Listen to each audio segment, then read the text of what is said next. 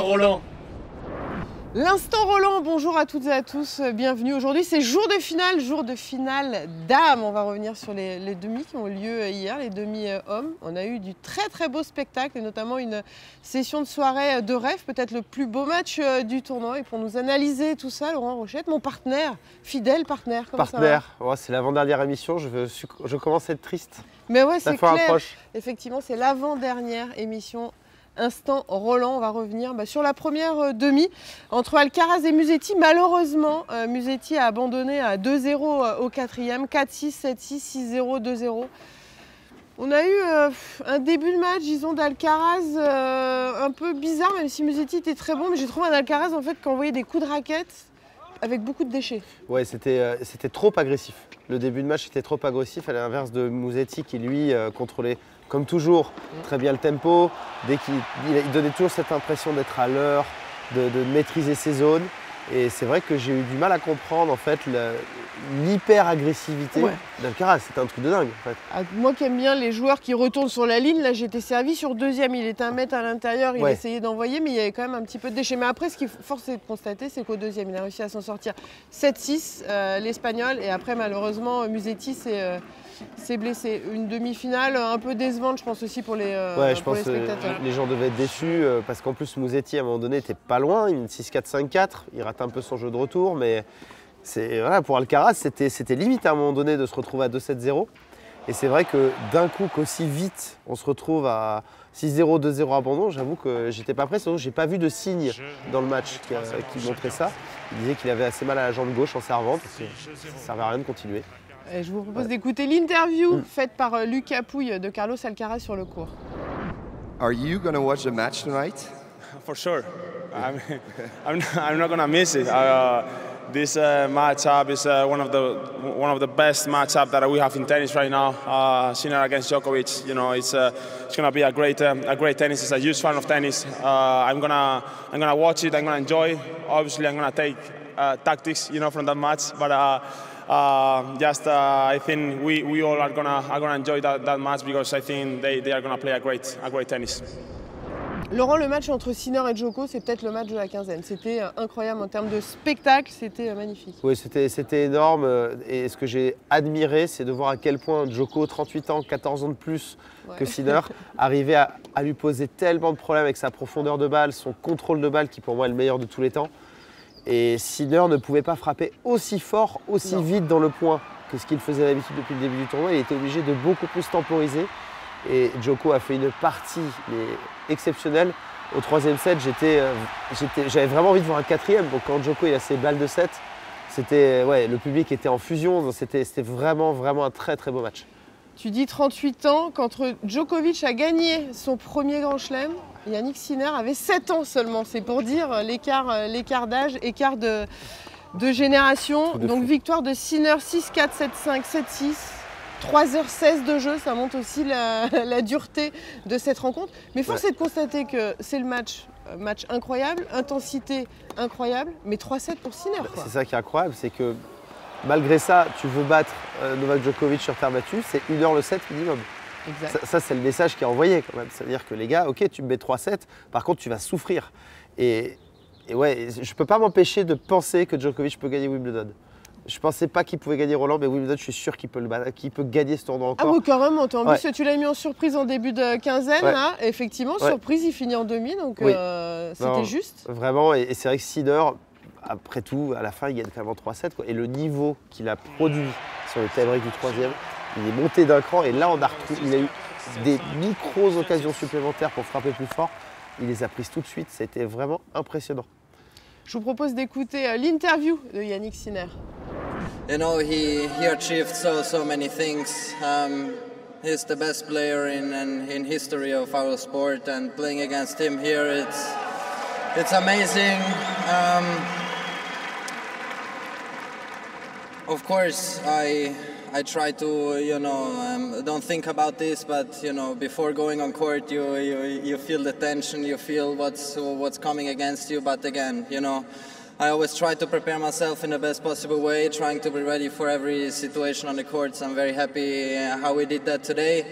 And of course, Sunday it's gonna be very, very difficult. I know that my head-to-heads lately, they don't look great against Carlos, so let's see what I can do. But again, I'm very happy to be here in the final, and then we'll see what we can do. C'est vrai que la finale Sinner face à Alcaraz, ça va être hyper sympa. D'un niveau d'ailleurs, au niveau pronostic, explosif. On va pas le faire maintenant, mais je pense que ça va être très dur de pronostiquer. Je te propose d'écouter l'interview de Djoko. On a vu même cette image où il est sur le terrain quand il sort, où il embrasse la terre battue. Comme le sentiment presque que c'est son dernier match et surtout l'amour du public hier était juste remarquable. Yeah, just a great sense of gratitude for the kind of support that I received tonight. It was incredible. I don't think I've ever received this much support on this stadium in my career in big matches against the best players in the world. So I'm very, very honored to experience that. Obviously, not the happiest because of the loss, but you know, I try to show my gratitude to the crowd because they were terrific in the moments when, you know, it seemed like it was going all of his way, and then they would lift me up, they would encourage me and, you know, give me strength to keep going and fight to the last ball, which I did. Congratulations to Yannick for another very good and solid performance. I think mentally he deserved a big credit for hanging in there in the tough moments when the whole stadium was cheering, and you know it was set points down, and he managed to find some really good shots. So he showed why he's number one in the world. It was just too solid for me tonight. Probablement que le public sent que c'est pas sûr qu'on puisse revoir Djoko un jour. Probablement qu'on se rend de plus en plus compte à quel point le joueur était fort et est fort. Et aussi, il y avait peut-être une part du public qui voulait un 4e set, ça on ne peut pas l'enlever. Ouais. Mais c'est vrai que tout le stade était pour lui. J'ai quasiment pas entendu Forza Yannick, c'était Djoko tout le temps. C'était vraiment incroyable. Je n'ai jamais vu un stade autant acquis pour la cause de Djoko. Il devait être content parce que lui qui recherche ça quand même depuis des années, l'avoir peut-être sur son dernier match, on dit bien peut-être, il n'a encore rien déclaré, mais c'est vrai qu'il y avait pas mal d'images qui nous laissaient penser que peut-être le dernier Roland Garros de Djokovic. Rochette au scanner, Laurent, c'est sur quoi aujourd'hui? Aujourd'hui, on va expliquer comment Coco Gauff a pu éteindre Loïs Boisson dans les séquences de jeu. Parce que notre ami Coco a quand même particulièrement bien joué et Loïs n'étant pas facile à manœuvrer, c'est toujours intéressant de voir comment elle s'y est pris. Un point pour démontrer tactiquement comment Coco Gauff a réussi à éteindre Loïs Boisson. Elle a justement énormément monté son niveau et cela lui a permis de trouver des trajectoires très importantes comme celle-ci par exemple en coup droit. Vous voyez que la zone est beaucoup plus profonde que ce qu'elle a pu faire par le passé. Maintenant Loïs Boisson très loin derrière la ligne, qui est dans une position donc qui n'est pas du tout confortable pour elle, ce qui va permettre à Coco, vous le voyez, de continuer à distribuer avec profondeur. Maintenant Loïs très loin du terrain et l'obligeant justement à continuer à subir en permanence. Ce revers, elle a tous les choix, elle a le temps de poser les appuis et de prendre la trajectoire qui lui convient le mieux, mettant un coup gagnant à Loïs. Coco Gauff a montré à quel point elle était capable de monter son niveau de jeu. Attention en finale. Le petit tourisme d'Emilie continue, donc apparemment cette fois tu prépares ton retour à la maison pour la semaine prochaine pour aller taper, c'est ça? Mais oui, mais c'est important de prendre soin de ses raquettes, Laurent. On va aller à la rencontre de Gaël, cordeur officiel ici à Roland Garros. Vous allez voir, il va nous raconter des anecdotes franchement croustillantes. Allez, suivez-moi.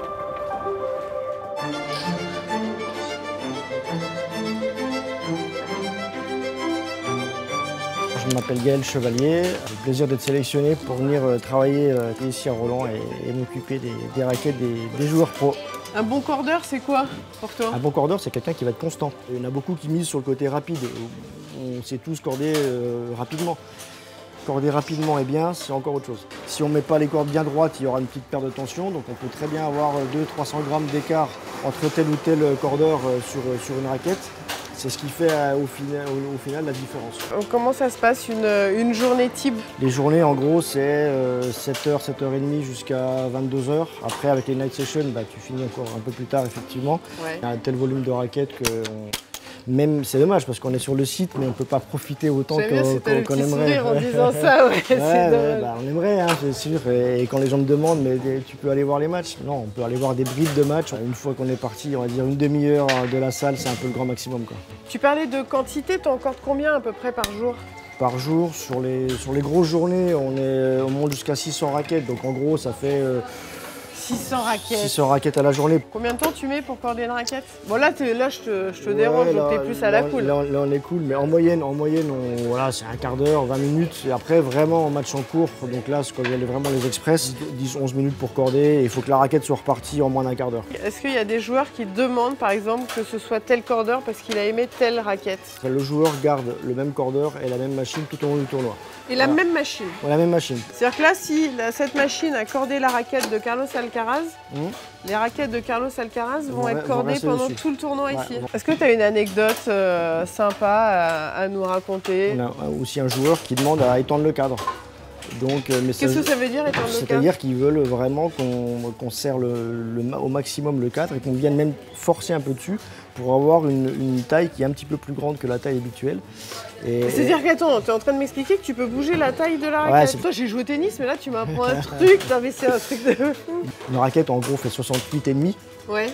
Et là, par exemple, on a un joueur qui, lui, nous demande à chaque fois 68,9. Et ça veut dire que la 68,7, il la refuse. La plus faible tension et la plus haute tension? Alors, plus faible, Manarino. Ouais, toujours 10, pas très... Non, entre 9 et 10. Oh non, il a été à 12-13, mais ça fait très longtemps qu'il est à 9-10. En fait, il peut limite les corder à la main. Et la plus grande tension? La plus grande tension, c'est une Danoise, Eikiri, qui est en général autour des 40 kg. Et voire plus, elle a déjà monté à 41-42 kg. Et tu pètes jamais la raquette ou le cordage? Il faut faire attention, il faut savoir corder sans forcer, quoi. Voilà. Pour terminer, c'est ton combienième Roland Garros là? 13e Roland.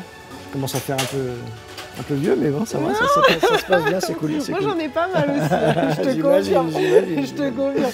Bah, merci pour tout. C'est moi, merci à vous. Ah ouais, franchement, belle continuation, puis je t'en souhaite plein d'autres.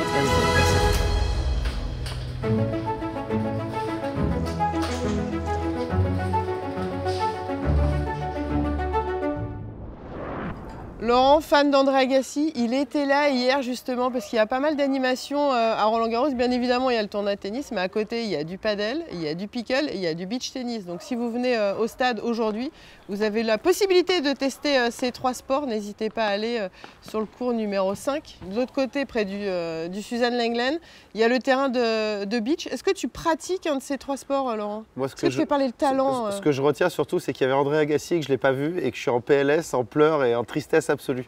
Oui, je joue au padel. J'aime beaucoup jouer au padel. Effectivement, André Agassi est ambassadeur du pickle. Il joue au pickleball aux États-Unis. On le voit souvent faire la promotion de ce sport. On va passer au résultat tennis fauteuil. Stéphane Houdet va jouer la finale tout à l'heure avec Oda, son partenaire numéro 1 mondial. Oda d'ailleurs aura 2 finales aujourd'hui puisqu'il est en finale du simple tennis fauteuil. On va souhaiter bonne chance à Stéphane qui nous ramène le titre. Il en a déjà beaucoup. Est-ce que tu as regardé un petit peu le tennis fauteuil aussi? J'ai un petit peu regardé, je suis allé sur le 14 il y a 2 jours. Regardez, j'avais vu Xenia Chasteau, c'est ça? Oui, tout à fait. J'étais allé regarder un petit peu et j'ai aussi vu un truc très sympa. J'ai vu une ramasseuse de balles en fauteuil aussi. Ah, effectivement, c'est bien de le signaler. Je l'ai vu hier, c'est la première fois dans l'histoire du tennis à Roland-Garros qu'une jeune demoiselle est en fauteuil et ramasse les balles. Et je trouve que cette action est à revoir. En tout cas, c'était très joli à regarder. On va passer au programme du jour. Programme du jour alléchant. Je vous propose de regarder un petit clip justement pour vous mettre en haleine de ce Sabalenka Gauff.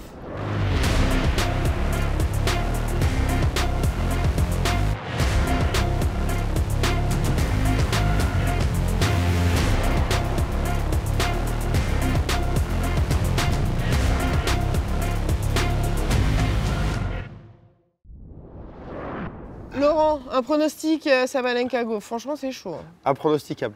Personnellement, je vois pas. Arina va faire du Sabalenka. Coco Gauff, je pense, va partir d'un peu plus loin derrière la ligne. Il va essayer de la bouger, trouver des angles, mettre un peu d'effet, mais sortant avec son coup droit. Ça va dépendre en fait si Coco arrive à déployer un niveau de jeu semblable à la demi-finale. Mais bon, après, c'est pas du tout le même style de jeu en face. Sabalenka va être ultra agressive. Je pense qu'au final, Loïs Boisson, ça lui convient mieux d'avoir des balles à hauteur d'épaule. Donc franchement très très difficile à pronostiquer. Je souhaite pour Coco Gauff qu'elle remporte Roland, je trouve qu'elle le mérite. Donc je vais dire Coco Gauff en 3-7. Allez, on va suivre ça, c'est tout à l'heure à partir de 15h. Franchement, là pour le coup, c'est compliqué. Tu dis Gauff, allez, je dis Sabalenka, mais Oui, franchement, c'est du pareil au même. En tout cas, ce qui est hyper sympa ici à Roland-Garros, la version 2025, c'est que les numéros 1 et 2 mondiaux, respectifs chez les hommes ou chez les femmes, sont en finale. Rendez-vous à 15h, regardez avec attention cette finale. Merci beaucoup, Laurent. Merci, Émilie. C'était l'avant-dernière. On se retrouve demain justement pour la dernière de l'instant. Roland, passez une très belle journée. À demain. Ciao.